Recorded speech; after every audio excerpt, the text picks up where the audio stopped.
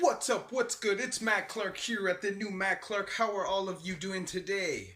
I'm amazing, as always. Good day at work. Uh, other than that, just a pretty simple, boring day. But I still love it. Before we get into this, I want to speak on this book, okay? So I was on Amazon and I came across this book and I noticed that it was written by a man who I had done time with in Joyceville back in the day. And I was really proud to see that this man, who was a man who had done a lot of time, was a hardened con, has turned his life around. That's the message that we're trying to pass here, and I suggest that you all go check it out. It's Wasted Time by Edward Hertrick. Support the man and go check that out. I just want to say that I recently lost another friend, and it makes me sad. Rich Lightstone. I know we had a fallout. Some things happened, but I would never wish anybody dead. So rest in peace. One more body that doesn't need to be there. I just think that so much more work needs to be put into this, and it's not happening. People just don't care. It's all about money and politics, and it makes me sad that because a few upper middle class rich people want to complain about safe injection sites being in the neighborhood or whatever, that these politicians will bow and literally take lives because of it. So I just kind of want to speak on this because I'm kind of upset about it. I'm just really tired of watching people die.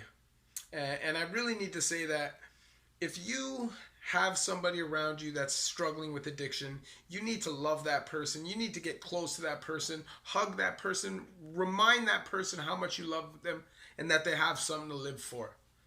Because I think too often what happens is people forget about the ones in their families, their friends that are suffering. And these people are alone, and they die alone, rather than feel supported and have something to live for. So I think that the way that you can love and support a family member who is suffering with addiction without enabling them is by showing them the most love. You don't give them any money. You don't give them any housing, any of that stuff. You can give them food. But anything else, if they are in active use. And I think that's a very important thing because if you do, eventually they will die. They have to fund that addiction in order to that addiction to kill them. And if they're not willing to do crime, chances are they're going to end up going through severe withdrawals and finding a way to help them if they don't have money. So you have to stop giving them money.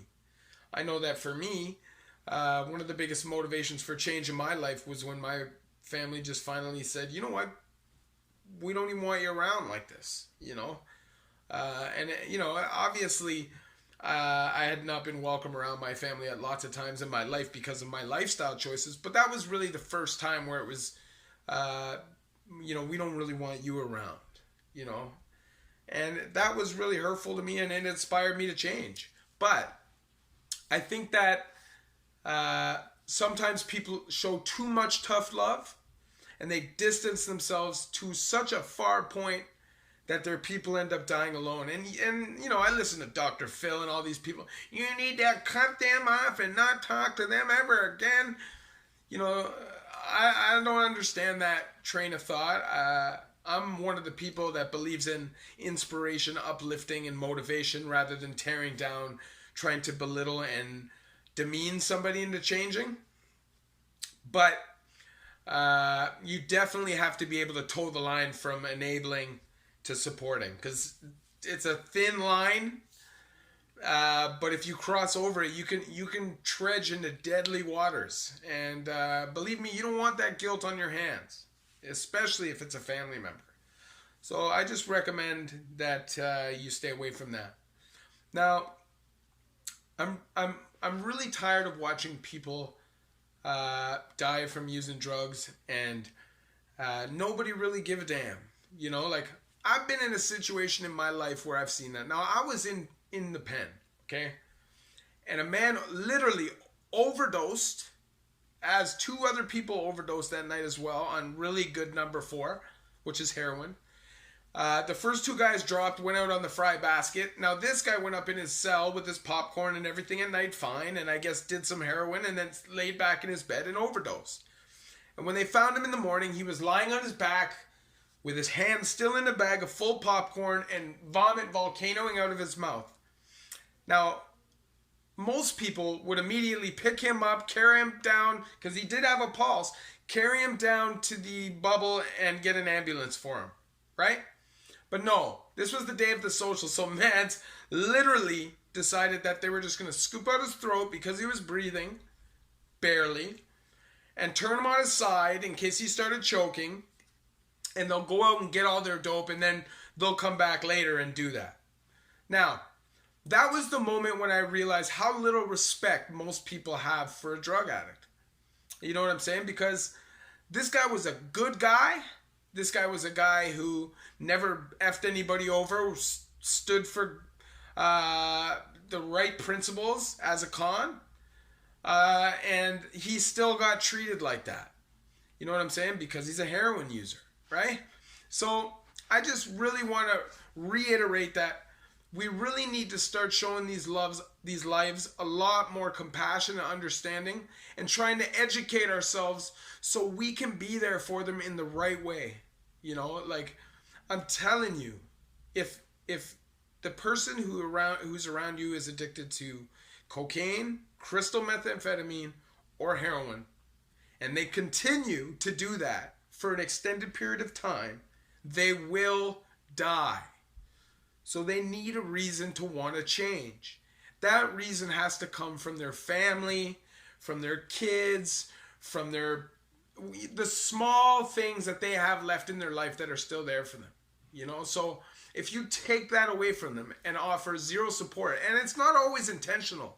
A lot of the time people distance themselves so they don't have to feel the pain, right? But that's not the right answer, because you're both going to suffer. You're still going to be super terrified and heartbroken if they die, and you're not there. You'll probably feel worse than if you were.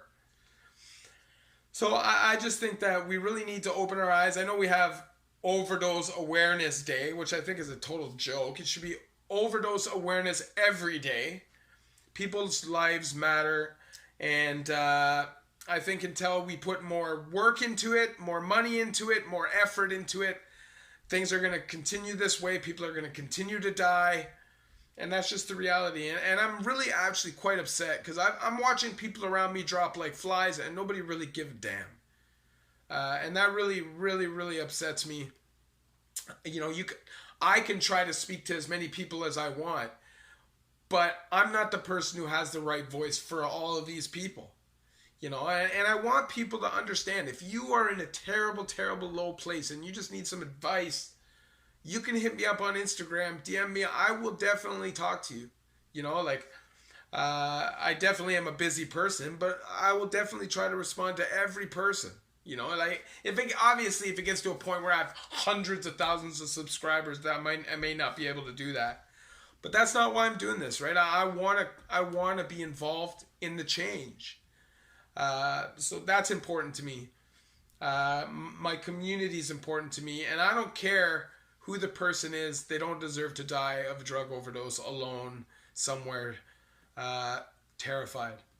You know what I'm saying? So anyways, I know it's a bit of a somber video, but I'm just a little bit upset and just wanted to speak on it. It's really important that we work on these things and move towards changes and progress. And I know there's a lot of people on the ground working really hard, but their budget is limited and they really don't get much support from the government, and I think it's sad. Anyways, if you could please hit that subscribe button, that bell notification button, and that like button, it would be greatly appreciated. We're well over 600 now, working our way up to 7. We're going to get there. Your support means the world to me. I love each and every one of you. At the new Matt Clark.